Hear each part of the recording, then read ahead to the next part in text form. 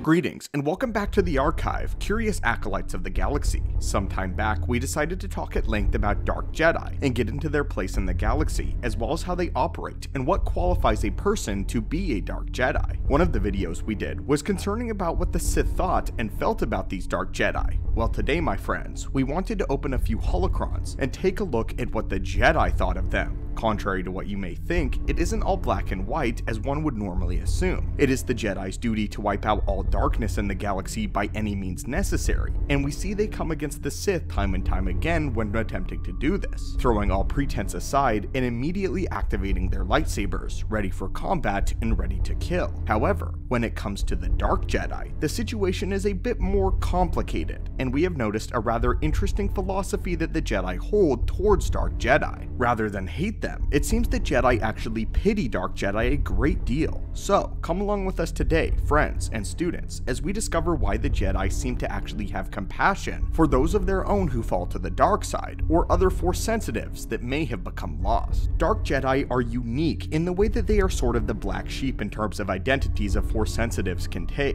Jedi follow a strict code to the light, and Sith follow a strict code adhering to the dark. Grey Jedi make up a stance of balance, but it seems that Dark Jedi are wanderers and vagabonds within the Force itself. They freely use the dark side for their own selfish purposes, but rarely do they get the opportunity to use it to its fullest extent like the Sith. They're greedy, self-conscious, and most of them just end up going utterly insane. Sith don't take them seriously at all, and Jedi ultimately feel great sorrow for them. Only a small handful of Dark Jedi have actually risen to a place where Jedi take them as a genuine threat. The first one that comes to mind is of course Inquisitor Jarek from Legend, a man who surfaces in the post-Empire era and becomes a threat to Kyle Katarn, and one that he has to take care of personally, with Kyle being one of the most powerful Jedi of the era. Jarek was indeed powerful and quite evil, but on the regular, many Dark Jedi severely lack the kind of knowledge and cohesion that gives them the ability to make a real difference in the galaxy. Not all, but most Dark Jedi got their start from regular Jedi, though through tragedy or intoxicating encounters with the dark side, they fell away and went on their own path. In their deep dives in lore, one would find a great deal of difficulty finding a Dark Jedi that had any kind of success similar to a Sith Lord. Most Dark Jedi piggyback off of the success of greater beings and fail to bring about their own grand plans. Even the Bafasi Dark Jedi Master, who wielded incredible power, was killed before accomplishing anything notable by a young Jedi Knight of Yoda's species. It is for this reason that Jedi view Dark Jedi somewhat as lost sheep. In many cases, we see Jedi having compassion for their dark brethren and attempt to reconcile with them and bring them back to the light.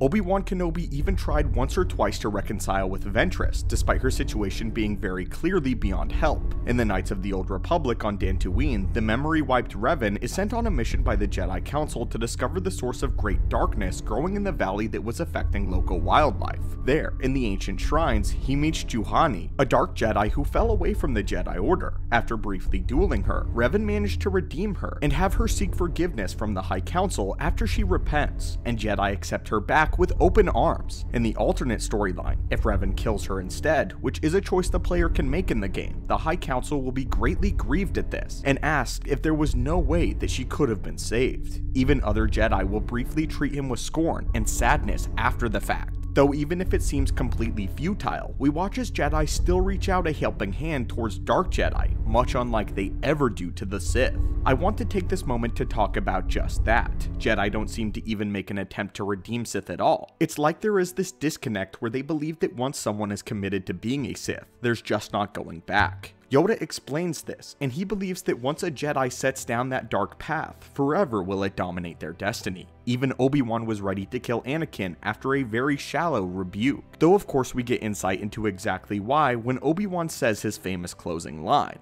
"Only the Sith deal in absolutes." Many have accused this line of being hypocritical, as the Jedi most certainly do deal in absolutes. While this is true, it is to show the blindness of the Jedi. But I believe that there is also another layer to it. You see, the Sith abide by a code. They have a very specific doctrine that goes against everything the Jedi believe in, which they follow for the sake of delving as deeply into the dark side as they possibly can. Many Dark Jedi just don't do that. Some will try to seek the deeper things and mysteries of the dark side, yes, yes, but you'll notice that many of the Dark Jedi just try to live out the rest of their lives using the Force to get the things that they want. They feel entitled to manipulating the Force into giving them happiness, freedom, and power, even if that means using the dark side. Sith, though, practice the dark side for objectively religious purposes, just like how the Jedi study the light for the same reasons. Many Dark Jedi find themselves in this limbo where they hit a wall. Oftentimes, of course we are generally speaking here, Dark Jedi don't have the resources to go deeper into the dark side that the Sith do,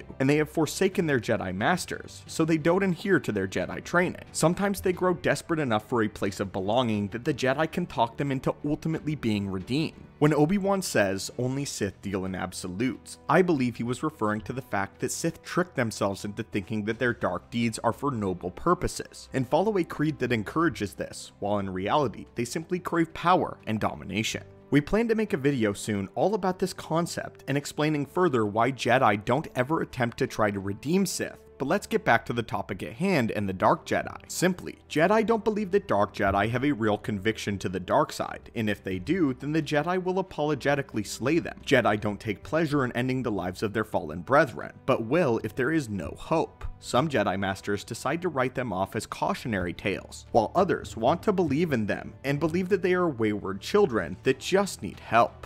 The relational dichotomy of Jedi and Dark Jedi is delegated to subtext that we have to read into in games and books, but I do hope that this concept is explored in a more focused project, as I believe it could make for some really compelling storylines in the future. But now, Acolytes, what do you think? Do you think that the Jedi are naive in having pity for Dark Jedi? And now a question of morals. If you were a Jedi and one of your fellow knights fell wayward, would you slay them and do what is necessary? Or would you do everything you could to bring them back to the light side and into the fold first? Let us know your thoughts and comments on this down below. And if you have other questions pertaining to the Dark Jedi, please do not hesitate to ask them, and we will do our best to search the archives for an answer and present it to you in the form of a holocron. As always, my friends and students, may the Force be with you in all of its forms, and have a great day.